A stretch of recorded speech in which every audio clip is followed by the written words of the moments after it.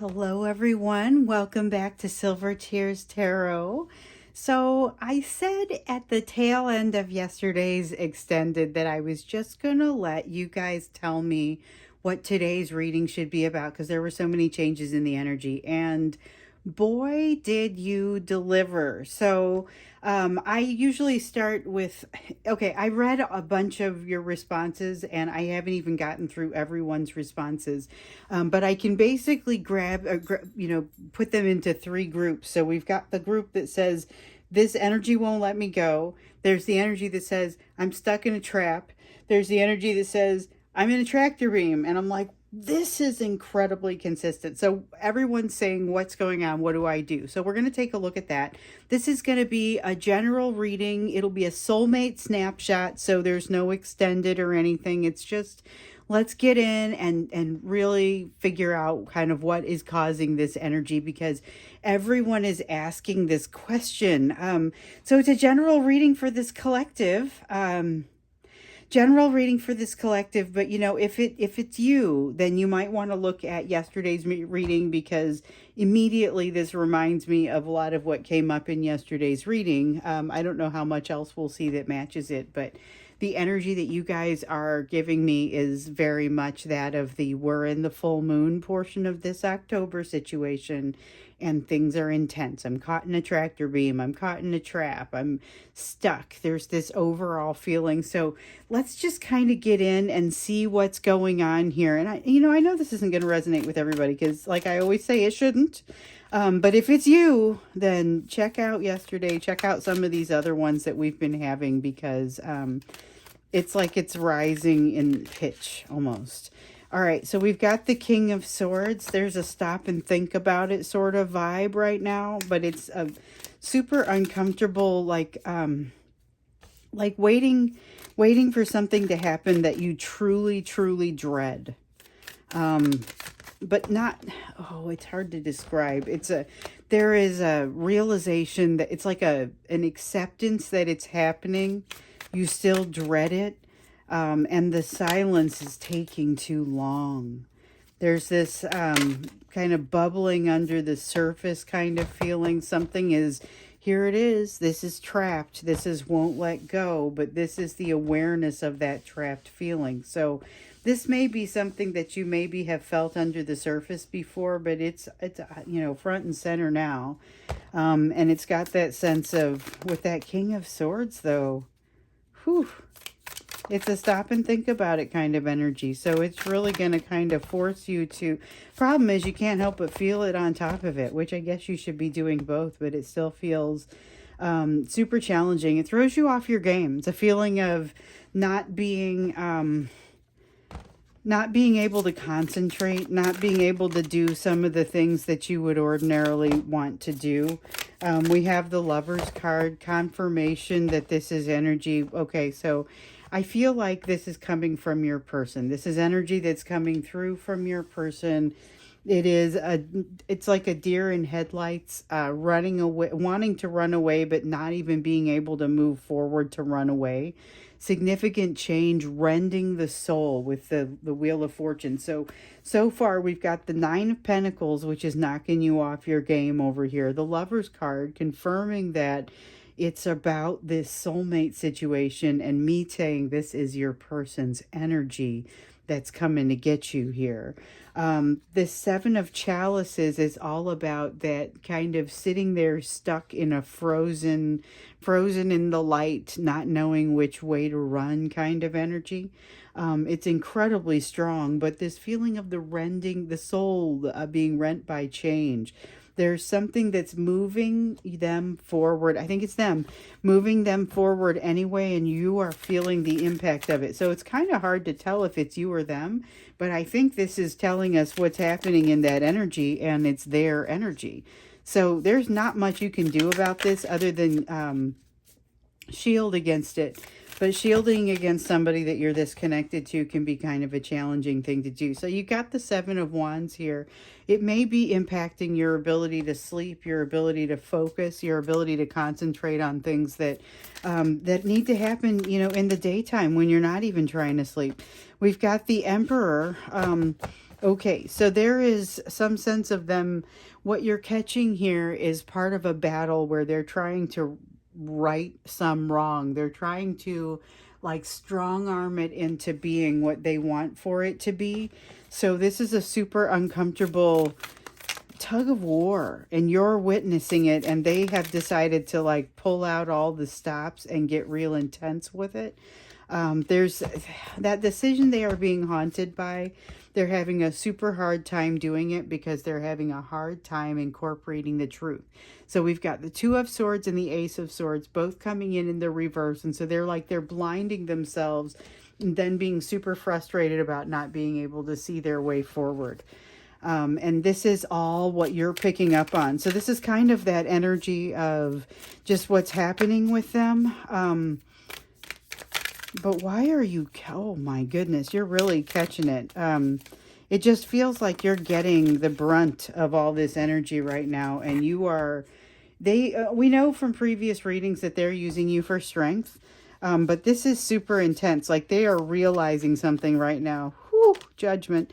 They are realizing something right now that is taking them on a ride they are not sure they're going to survive. So like not literally not survive it, but they don't know that they're going to be able to remain unbroken on this ride, I guess. Unbroken is the word that wants to come out. So there's a lot of intensity coming your way, coming from them.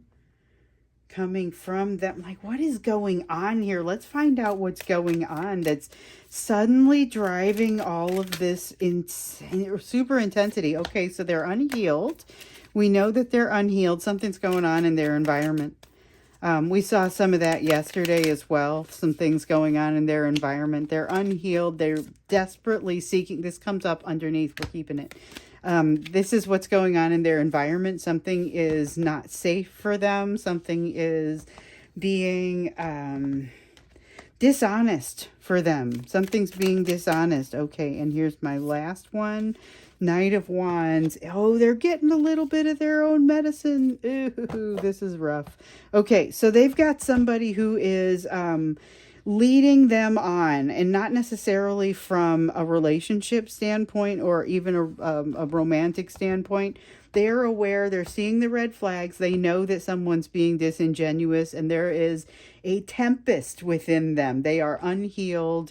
They are not ready for, they desperately want this to be at the end of this journey and to feel better about things and to not be bothered by this, but they are incredibly bothered by it. And they're also, this is why they're starting to see in the month of October why they have a reason to apologize to you. But they're going to have a hard time with that because of this King of Pentacles in reverse energy. And we've seen that come out for them now. If you count yesterday 3 times, this is where they don't feel worthy of you, and this is why they don't feel worthy of you. But there is something going on in their environment that is simultaneously beating them down and opening their soul, which is going to be the way that you come in, the way that they bring you in, because there's actually some emotion that they are becoming more capable of. Well, okay, so that's not, I'll stop there. That's not completely new. They've been becoming more capable of feeling their emotion, accessing their emotion. It's just such a slow process, but this is part of what's driving that process. So they've got this something that's happening within their life that's making them feel threatened. This could be the threat coming from the third party. We know there's also a threat there, but it's not necessarily that. This could be something outside of it. It could be an additional third party energy. So we have devil energy coming in the reverse. This is something they are solving. So while they're over here wishing they were already at the end of it, what they probably are not taking into consideration sufficiently is how much distance they've actually covered. So this has the energy of stopping right before they get to success. It's the Knight of Pentacles in reverse. So it's like you were making slow and steady progress, and all of a sudden you just sit down and decide you don't know which way to go. You know, you're almost there. It's right around the next corner. It's got that feeling of, and this is them. They are almost there. They're solving something. They're working to solve something, but they don't realize how much distance they've covered. they're going to realize it with the devil in reverse. So that energy, that deals with itself. That's something that basically they're going to be confronted with, this thing that is them getting a little bit of their own medicine. And they're going to realize how far they've come. So right now they're in the hard part. So you wait this out. You wait this out. This is going to go away. This is, though, why it might be a little bit tough to run across this person in the October time frame if they're still working through this. So we've got the world here in the reverse. Okay. The reason that this situation where they get kind of some of their own medicine, something that they do, thrown back at them, the reason that that bothers them so much is because they acknowledge what they have done to you. So they have an apology energy that is building, but in some cases I'm feeling a lot of resistance to being able to actually deliver that apology. Sometimes it's about not being healed yet. Sometimes it's about something actually getting in the way. A lot of times it's about kind of an anxiety around how you're going to take it, believe it or not. And they don't feel like they don't feel as strong about it as you might hope that they are. We've got the Moon card. They're being driven by an outrageous amount of love. We see here with the Queen of Chalices.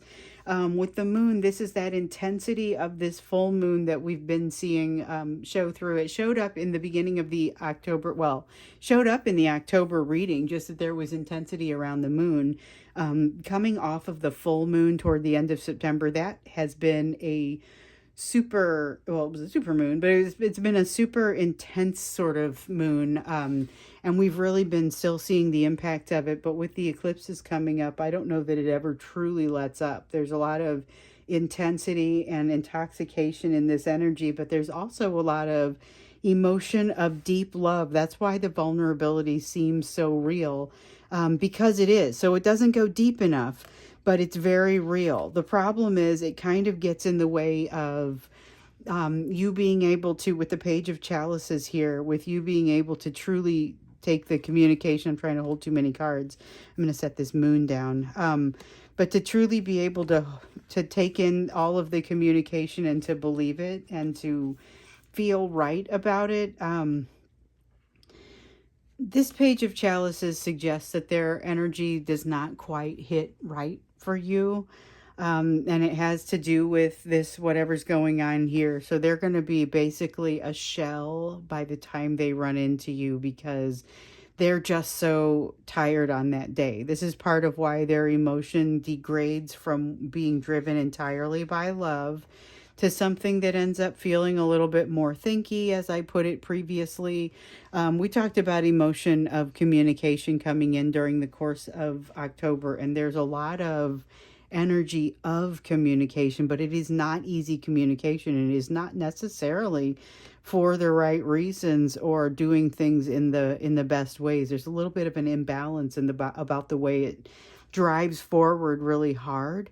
And there's a rightness about it because of the way that it's driven by love, but there's also an unsettledness about it because you have a person who, and it showed up in, I'm pretty sure it was yesterday's reading also, there's a tower here. There is a sense of emotional, tumultuous emotion that is happening. Okay, so this is something that is coming down that can never be the same. And I think it might have been in yesterday's extended reading, but it was that feeling on their side, something that is changing that can just never be the same. And so this is part of what you're feeling and why you're feeling all this intensity and their energy. I'm still not super sure what you can do about it. We'll ask about that here next. We got the King of Chalices, though. It's just kind of showing, okay, so the King of Chalices sits proudly next to the Queen of Chalices over here, and that's the way that I'm going to set them. But they're not completely balanced. So the Queen of Chalices is pretty balanced. I'm not as concerned about this. The King of Chalices I see as still having that good integrity that you might come to associate with the King of Chalices, but leaning a little too heavily on that charisma because of a need to do so. I'm not sure what drives that exactly. We've definitely seen that come through in these readings, though.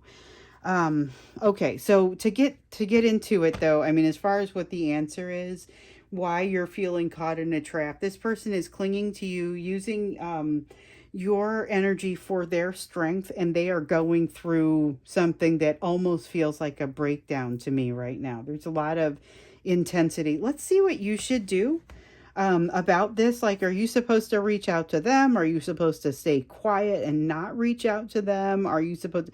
Let's see what is supposed to happen there and really how you should be handling it. Some of you might not even be curious about reaching out and might just say, how do I shield? How do I make it so that I'm not being, is it possible to be supportive while at the same time shielding to the point where you're not being so dramatically impacted, you know? Let's see what comes out here.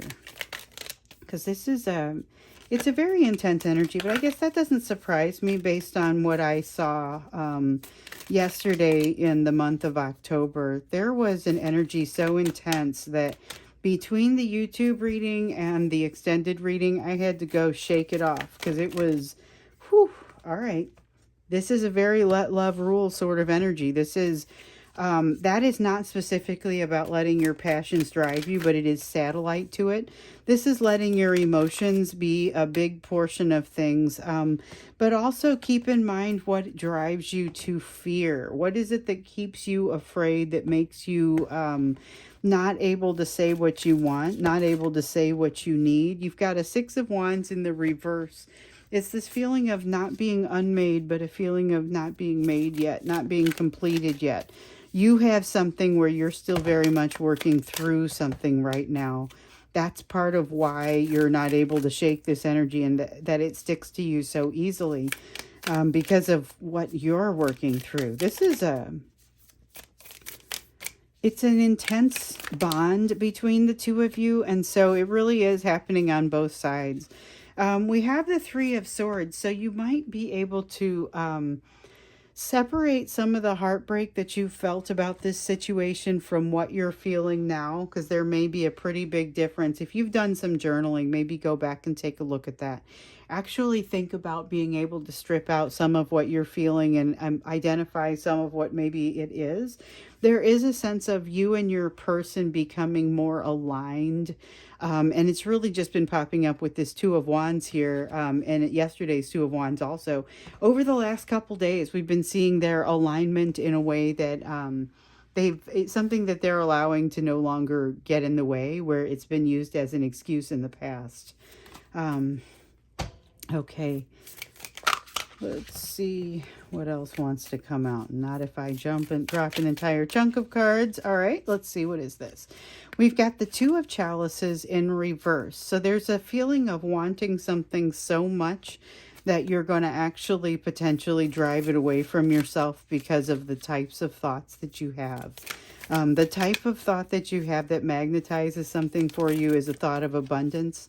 But if you go with a thought that is more associated with lack, there is a tendency you will, it will have the impact of driving it farther away, because you're putting the concept of lack out into the universe as opposed to the concept of abundance.